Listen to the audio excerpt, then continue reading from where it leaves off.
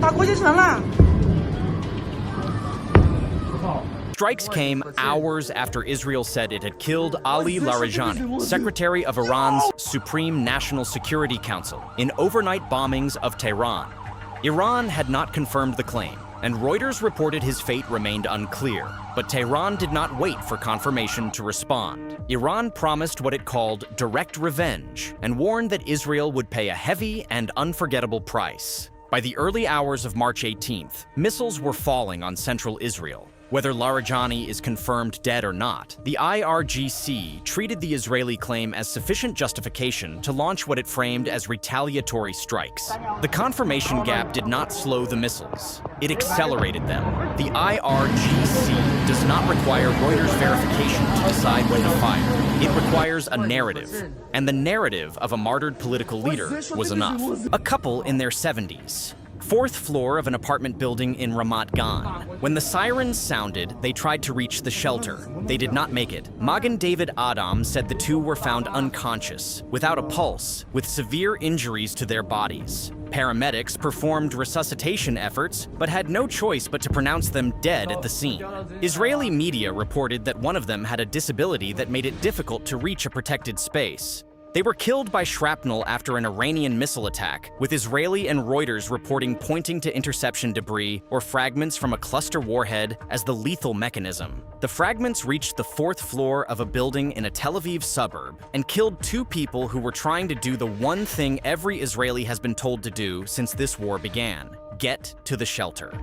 The warheads that hit central Israel carried cluster munitions. Israeli military officials and broader reporting say some of the missiles carried cluster warheads that can disperse roughly 20 to 24 bomblets, though the exact missile type in each case is not fully confirmed. Israeli media and emergency reporting pointed to multiple suspected shrapnel impact sites after the barrage, including several in and around Ramat Gan. The bomblets scattered across residential areas, shattering glass, tearing through streets, and leaving small craters at multiple locations. The cluster pattern is now a defining feature of Iran's campaign, turning each intercepted missile into a secondary threat that the defense grid was not designed to stop. Shrapnel from the interceptions hit the Tel Aviv Savidor Center train station, damaging platforms and forcing Israel Railways to suspend all trains to and from the station.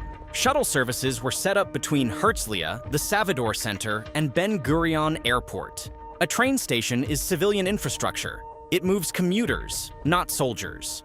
When fragments from an intercepted missile damage a major transit hub in the center of Israel's largest metropolitan area, the war has reached a point where even successful interceptions produce consequences that look like the aftermath of a hit. The defense intercepted part of the threat, but the fallout still damaged the station badly enough to suspend service before trains began resuming later that morning.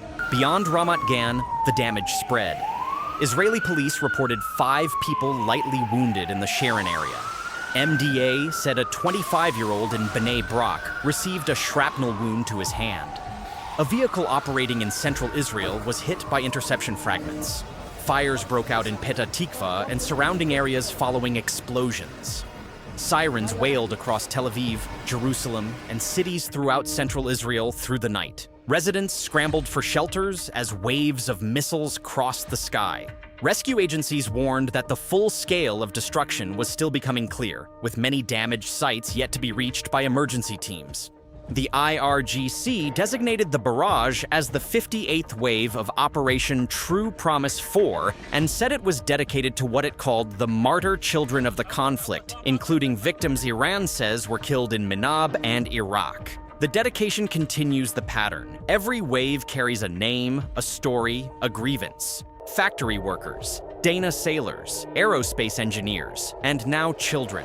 By binding each escalation to the youngest victims, Tehran is constructing a moral framework in which every missile fired is an answer delivered on behalf of a child who did not survive. That framing makes the campaign harder to challenge domestically and harder to de-escalate internationally. By Iran's account, the 58th wave featured one of the broadest weapon mixes it has publicly claimed so far. Iran said it deployed Khorramshahr missiles with 2-ton warheads, multi-warhead quadr missiles, Fateh and Khaybar-Shekan systems, medium-range Fateh and Qiyam missiles, and a large number of what it described as suicide drones. The IRGC called it a coordinated and high-precision strike package. Each weapon type forces a different tier of Israel's defense to engage. Different threats stress different layers of Israel's defense, with longer-range ballistic missiles leaning on Arrow, medium-range threats pressuring David's Sling, and drones or shorter-range threats drawing an Iron Dome.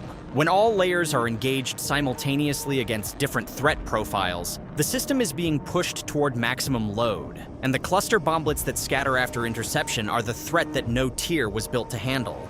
The strikes were not confined to Tel Aviv. Explosions were reported across northern Israel after the military detected incoming missile launches. Sirens sounded in Nahariya and several towns across the western Galilee. The Home Front Command warned residents to take cover. The geographic spread of the barrage, from the western Galilee in the north to Jerusalem in the center to the Sharon area in the coastal plain, confirmed the now familiar pattern. No part of Israel is outside the engagement zone. The 6th missile attack since midnight, according to Israeli media, with widespread sirens triggered even by limited salvos. The psychological toll of sirens sounding every few hours through the night is a weapon in itself. The Wall Street Journal, citing the Institute for National Security Studies in Tel Aviv, reported that Iran had launched more than 290 missiles and more than 500 drones at Israel so far, inflicting significant damage and forcing extensive use of air defenses. Nearly 300 missiles, more than 500 drones, in less than 3 weeks. Those numbers frame the interceptor crisis that Semaphore reported in a different light. If each missile requires one or more interceptors, and each cluster warhead produces bomblets that no interceptor can stop, the cumulative consumption is not a future problem. It is a present one. The defense is still functioning, but the margin between functioning and failing narrows with every wave. Cluster munitions are now a major part of the threat mix, and each missile that carries them can multiply the danger beyond the missile count itself once the submunitions separate. Israel's side of the exchange was equally aggressive. The Israeli military announced a new wave of strikes targeting key regime-linked sites in Tehran. Israeli authorities said Larijani was killed in the overnight operation, though Iran had not confirmed the claim. Larijani served as parliament speaker, nuclear negotiator, and secretary of the Supreme National Security Council. If his death is verified, it would represent the highest-ranking political figure killed in the conflict, a strike not on Iran's military apparatus, but on its civilian governance structure. The gap between Israel's announcement and Iran's silence on the claim remains open. But the IRGC did not wait for that gap to close before launching the missiles that killed 2 people in Ramat Gan. President Trump addressed the war during a St. Patrick's Day event at the White House. He called it a little excursion and said the U.S. had knocked out Iran's Navy, Air Force, anti-aircraft equipment, radar, and leaders. He said it was something that had to be done, and added that Washington is way ahead of schedule. But his tone carried visible fatigue. He said he did not know he would have to use the military so much in his second term. He praised the men and women of the military and said America has a virtually unlimited munition stockpile. The language of confidence continued, but the phrase "we don't do it with glee" suggested a president processing the reality that a conflict he framed as brief is now entering its 3rd week with no visible end. The excursion language matters because it sets the baseline for public expectations. If the war was supposed to be quick, every additional week erodes the framing. If the stockpile was supposed to be unlimited, every interceptor consumed makes the claim less convincing. And if the goal was to knock out Iran's capacity, the 58th wave of missiles falling on central Israel suggests that the capacity has not been knocked out. 2 people, 70s, 4th floor, a disability that slowed one of them down. They heard the siren. They moved toward the shelter. They did not reach it. The missile was fired, the defense engaged, and they are still dead. That is the equation this war has produced. A system where even interceptions scatter fragments that kill. A population that follows every instruction and still absorbs casualties. A country that has bomb shelters in every building and still lost 2 residents of Ramat Gan who were doing exactly what they were told to do. The 58th wave is over. The 59th has already been announced, and somewhere in central Israel, another couple is calculating how many seconds it takes to reach the shelter from the 4th floor. The siren gives them a window. The interception gives them fragments, and the gap between the two is where this war kills people.